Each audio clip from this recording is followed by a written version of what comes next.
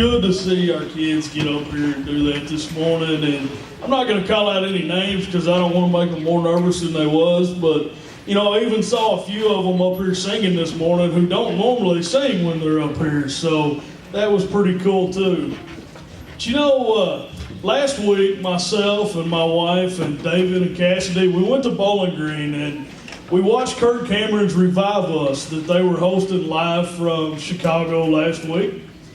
And, you know, there was a lot of really cool stuff that came out in that, but there was one woman that they had on there named Jennifer Rothschild. And Jennifer is an author. She does a lot of Bible teaching and things. And she is also blind. And one of the cool things that when they brought her out, she said, one of the first things she said was, I wish everyone could see the world the way that I see the world. You know, and I really began to think about that because she don't have all of this negative stuff that we see every day. She don't have that to influence the way that she sees the world. She don't have all of the different types of things that we see on TV or that we see in our everyday life that influences the way that she pictures the world. She don't have the clothes that somebody wears or the things that somebody does to affect the way that she sees that person. You know, we are often very judgmental about people by the way they dress or what kind of car they drive or what kind of house they live in or what kind of people they associate themselves with. And you take somebody like Jennifer Rothschild, she does not have that to influence her feelings about you. The only feelings that she can get from you is when my spirit and your spirit connects or what you say to her is what really reaches out and touches her this morning.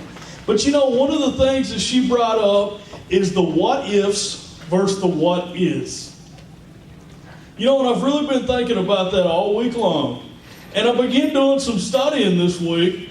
And did you know there are approximately, depending on which version of the Bible you look at, if you look in the King James Version, there's about 1,572 times that the Bible says, then if, or if my people. You know, the word if, with it just being 2 letters, it really is such a big word. And one of my favorite verses in the Bible is found in 2 Chronicles chapter 7, verse 14. And in 2 Chronicles chapter 7, verse 14, it says, if my people who are called by my name will humble themselves and pray and seek my face and turn from their wicked ways, then I will hear from heaven and will forgive their sin and will heal their land. You know, that's really cool that God gives us a statement like that. But you know what? There's a condition among that. Anytime that word if is through in there, there is some type of condition that follows. So he says, if my people who are called by my name will humble themselves. That was pretty cool. Also, Nicole's lesson this morning was about humbling. Because you know what? It takes us to be humble before we can call upon God's name. Because if we're not humble, we'll think, well, you know what, God, I've got this. If we're not humble, then we'll try to do it on our own instead of getting down and saying, okay, maybe I do need some help here. Maybe I cannot take care of it on my own. So I need to humble myself down to be able to come to God and to be able to pray to Him. And it says not only to pray, but to seek my face. You know what this morning? It's more than just saying a couple little words. It's more than just saying a couple little words. It's getting serious. It's getting serious about it. Being humble and saying, okay, God, I know that I cannot do this on my own. And I need your help today. And it's not about quitting there. It's about going into God's Word and seeing if we can find an answer. You know, too many times we pray for an answer to something and then we just quit. We leave it at that because we're waiting to see what God will reveal to us. You know, sometimes we have to do a bit of the legwork too, because in His Word, He gives us a whole lot of answers. Sometimes we've got to look for them. Sometimes we've got to dive in, and we've got to be able to look and to find these things that God tells us. my people will humble themselves and pray and seek my face and turn from their wicked ways. Get the things of this world out of our lives. We need to strive to be so full of God in our lives that there's not any room for this world. We need to strive that our lives be so full of God that nothing of this world can fit in there with us. And you know what? I understand first and foremost that is a really hard concept to do this morning, because there is so much pressure from this world and there is so much influence from this world. But you know, a really cool fact that Jesus uses. Rodney was talking about the children up here this morning. You know, the Bible many times, Jesus says, my children. And you know what? It don't matter if you're 2 years old or 6 years old or 10 years old or 75 years old in here this morning. When God says my children, He's talking to you. When God says my children, He's talking to every one of us. And He don't want us to be just somebody. He wants us to be His children. The Bible also says, my friends. He calls us His friends this morning. And you know what? The people you call your friends are generally the people that you can rely on. They are generally the people that you can count on to be there in a time that you need them. And God called you His friend. You know why? Because we can rely on Him to be there anytime. He will always be there for me and you. You know, another one of those verses comes John chapter 15, verses 16 and 17. Jesus said, if anyone does not remain in me, he is like a branch that is thrown away and withers. Such branches are picked up, thrown into the fire, and burned. If you remain in me, my words remain in you. Ask whatever you want, and it shall be given unto you. So you know what? Jesus says, hey, if you will continue to be my child, if you'll continue to be full of me and to try to keep the world out, then you know what? He said, then I will be right there with you every step of the way. And it says that whatever you ask shall be given unto you.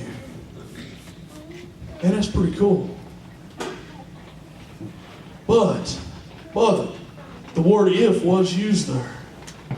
If you remain in me. If you remain in me.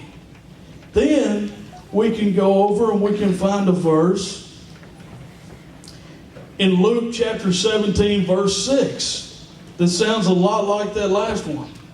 Except for it says, if you have faith as small as a mustard seed, then you can say to this mountain, be moved, and it shall be moved.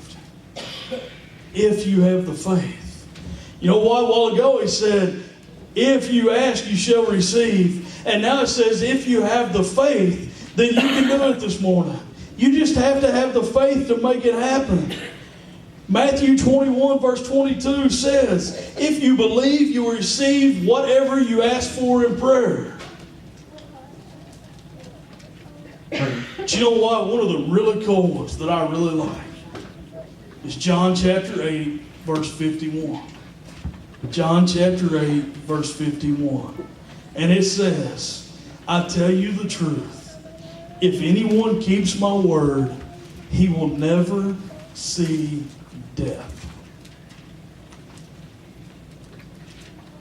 You know, we make statements a lot of times, especially as Christians. You know, we talk about death and we hear people say, well, you know, I'm not scared to die. I know where I'm going. But you know what? Even if we know for sure where we're going, there's still this little fear of the unknown. Okay? We may not be scared of where we're going to spend eternity, but there's just a little fear of the unknown of what happens. And, you know, this is really cool that Jesus says that if you keep my word, you will never see death. Now, this isn't talking about the death that we see. Yeah, we're still going to die on this earth someday unless God comes back and gets His children before then. But He's saying you're not going to die. Because it's just you're going to sleep for a little bit and waking up in heaven to live forevermore, to be there for all of eternity, and to never die, to never have pain, to never have a struggle again, to never have a misunderstanding. You're going to be there rejoicing and glad forevermore.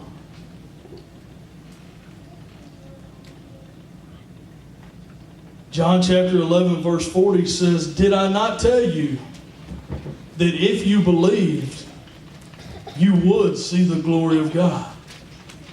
If you believe, you will see the glory of God this morning. You know what? If you never saw what God can do, if you've never saw God come alive in your life, if you never saw God do miraculous things, then you know what? It may be time that we look and see, are we truly believing this morning? Are we truly believing what God can do today? Are we truly believing what God has the power to do today? Do you truly believe that He can heal your family member with cancer? Do you truly believe that He can take pain out of your life? Do you truly believe that He can help you to overcome your problems this morning? Because if we do not truly believe, then we're not going to see our prayers answered this morning. I'm doing my best to stand like right here, because Lisa showed me the camera first thing this morning and said, "This is where you need to be." So, for those of you who saw me before, you know I don't stand in one spot very often. But we're working on it.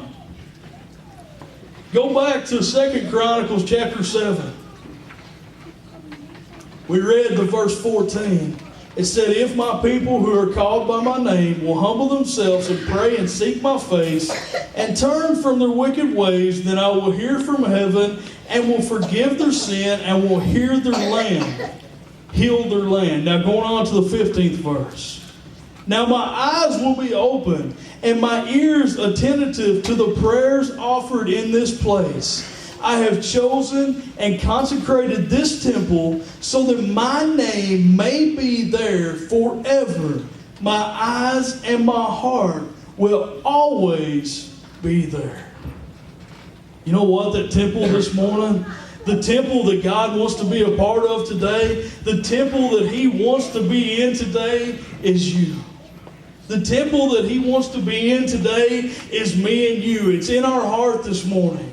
He don't care where we serve God at. He doesn't care where we go to church at. It doesn't matter if it's this building or if it's Hartford Baptist or if it's any building around here. What He cares about is He wants to be a part of your life. He wants to dwell inside of you, just like He said, if my people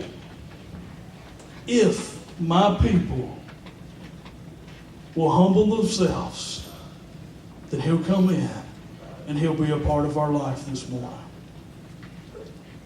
Now, if you really want to look at one of the if statements that really throws everything back in our corner, John chapter 14, verse 15. John chapter 14, verse 15. Because it says, "If you love me, you will obey what I command." If you love me, you will obey what I command. So Jesus says, hey, if you say that you love me, then you should be doing what I asked for you to do. He says, if you love me, you should be doing the things that I am laying on your heart this morning. If you love me, you know, I'm going to hit something this morning a lot of people don't like to hear. Now, hopefully, if you're here this morning, you're not one of them. But I've had people talk to me before and ask me, hey, do I have to go to church to be a Christian? That's a question that I've been asked several times since I started preaching. I'm sure Brother Rodney's been asked. I'm sure Brother Richard's been asked. I'm sure others have. Do I have to go to church to be a Christian? You know what? You don't have to do anything except for to accept Jesus down inside of your life. But I will say the Bible tells us, forget not to assemble yourselves together.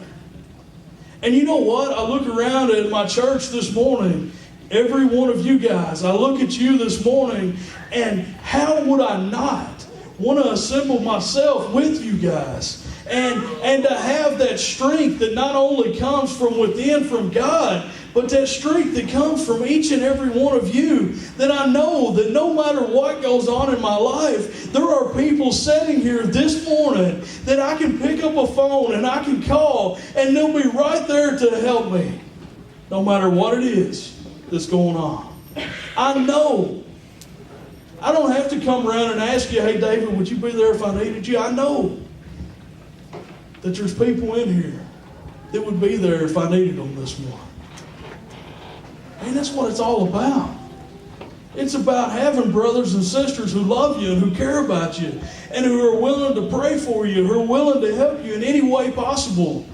You know, as it's already been brought up several times, the men had a trap shoot yesterday. And you know what?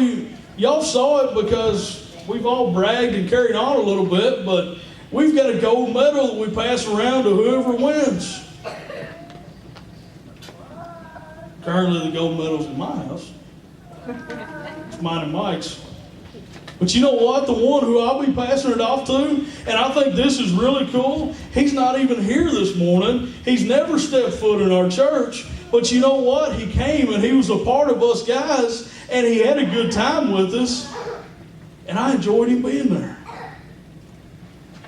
And he kicked every one of our hind ends. But you know what? That's what it's about this morning. Because there are a lot of people in this world who do not realize that they can continue to have fun and be a part of a church and be a Christian. There are people who believe that once I start going to church and I start doing this God thing, I can't have fun anymore. You know what? Stuff like we're doing, stuff like that, and playing golf and going to a Mexican and eating and playing pool or whatever, we're showing people that, you know what? You can be a Christian and you can still have fun. You can be a Christian and you can still have fun with all of these people that are in here today. It's just about humbling ourselves before God. He said, if you will humble yourself before me, if you believe in me, if you love me. You know what? That's got to be a pretty important thing if it's mentioned in the Bible over 1,500 times. If. But the word if always has a condition that follows it. If you love me, you will keep my commands. You know what? That's a hard one because we say, all right, God, I love you. But man, I really struggle sometimes. God, I love you, but you know, this just keeps popping up and I just keep having this problem. And I just keep having that problem. You know what happens? God, He can see so much more of us than what we can see of Him. So we can go to Him and we can say, okay, God, you know what? I'm really struggling with this one because I love you, but you know what? This just keeps bothering me this morning. And the thing about God is He can look into our life and He can see if we're being sincere or not this morning. And you know what? If we're being sincere, then God's going to look at our life and He's going to say, my child does love me, but the Satan, our enemy, he is trying his best to push his way in. But you know what God's going to say? He's going to say, I have authority over him this morning.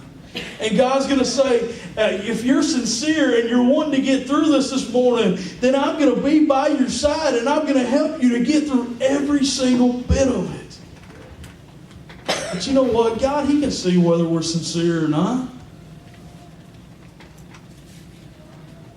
Now, if you struggle with this one certain sin and you keep committing it over and over again, day after day, and you keep going back to God and saying, God, I'm sorry.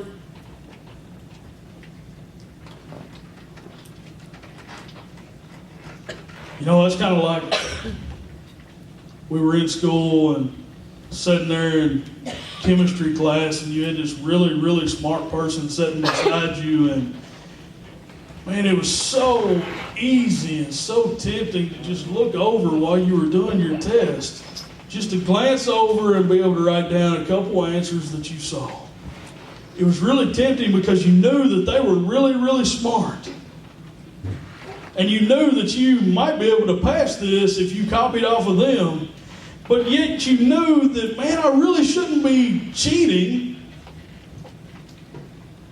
You know, I always like the thing that teachers say and different stuff, you know, if you're not going to learn anything if you're cheating off of somebody else. You know what? There's a lot of truth of that this morning. If we really want to learn about God, if we really want to learn about what God is, then you know what? We do have to dive into His Word. And we have to talk to Him in prayer this morning. And you know, the thing is, a lot of people, they have a misconception of what prayer is this morning. A lot of people think, well, man, you know, I go to God in prayer and I ask Him for this and I ask Him for that. But you know what? Prayer is a time of worshiping God. Prayer is a time that you can go off by yourself somewhere and you can sit down and you can just begin to talk to God just like you're talking to a friend this morning, and God, He'll begin to respond back to you.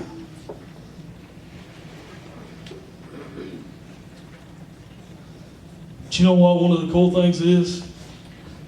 It's okay to cheat a little bit as a Christian. You know what I'm saying this morning? If you look around and you see, hey, man, this guy's spending a lot of time reading God's Word. Maybe I ought to try that. This guy seems like he's a lot closer to God than I am. Maybe I should see what he's doing in his life and see if I can't grow a little closer. Maybe I should look around and see what's going on, and it would help me to become stronger. One of the other verses, Romans chapter 8, verse 31.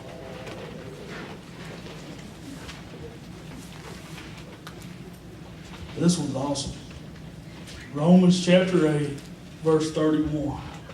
If God be for us, who can be against us? If God be for us, who can be against us? So you know what this morning? If you have God on your side, then there's nothing that can stand up against you today. Even though it seems like the whole world is falling apart sometimes, even though it seems like your whole life is just split in half, God says, if God is for us, who can be against us? Nobody can stand against us.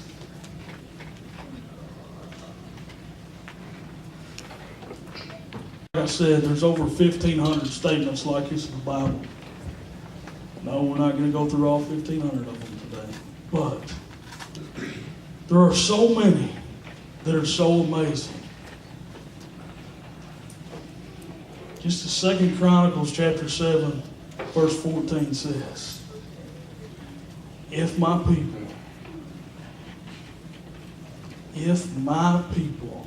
God said that we are His people this morning. He said that you are one of His this morning. And He said that if my people who are called by my name will humble themselves. But you know what? Man, that is one of the hard things to do. It's hard to become humble. Because you know what? Part of being humble kind of relates to also admitting that we're wrong. Because whenever we have to admit that we're wrong, we've got to be humble enough to admit that we're wrong. You know, quick story, the other day at school, I was explaining some stuff to my boys and was writing it up on the board and this and that. And I had one older kid in this class. It was mainly an intro class, but I had one older kid that's had like 15 classes that I've taught. And he was back there laughing the whole time I'm doing it. So finally I stopped and I said, Tyler, what are you laughing about? He said, you just drew that completely wrong. He said, you didn't wire it right on the board. So I stepped back and I looked at it. I'm sorry, sucker. You just called me out in front of my whole class. But you know what? You've got to be humble enough to admit that you were wrong. Even though we don't like to admit that we're wrong, we've still got to be humble enough to do it. And you know what? As a Christian, you're going to mess up sometimes. As a Christian, you're going to mess up and you're going to have to humble yourselves down before God and to come down at an altar of prayer and say, God, I'm sorry, I messed up.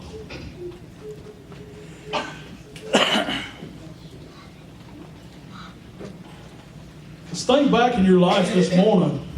How many times have you been wrong, but man, you sure didn't want to admit it? How many times, guys, has your wife been the one that was right? But you wasn't going to tell her that she was the one that was right.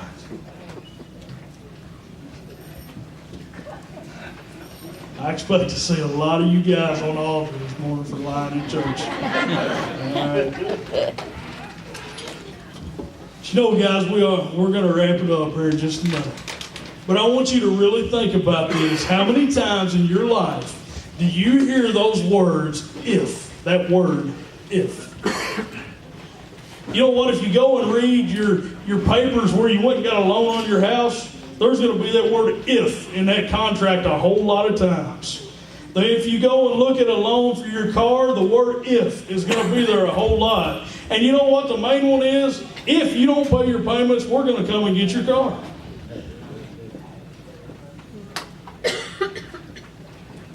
But you know what God said? God said, if you will give it your best, if you will love me and you will try your very best, then I'll be right there beside you, not to take anything away, but to lift you up and to bless you more and more every single day. Because you know, there's not a single one of us in here that's perfect. There's not a single one of us in here that has never messed up. There's not a single one of us in here that does not make mistakes every day that we live. But God said, if my people who are called by my name will humble themselves before me, then I will hear their prayer from heaven. He says, I might be sitting in heaven, but I'll still hear your prayer this morning. He said, I'll hear their prayer from heaven. You know what else He promised? He promised that when He hears our prayer, He will answer our prayer this morning. May not always be the answer that we want, but He will answer our prayer today. So you know what? It don't matter what is going on in your life today. It doesn't matter if it's spiritual or if it's physical this morning. God said, if you will humble yourselves before me this morning, then I will hear your cry to heaven, and I will answer your cry this morning. So you know what? No matter what you've got going on in your life this morning, if you will just come and humble yourself down at an altar of prayer, God promised that He would meet you there today. If you will, stand this morning.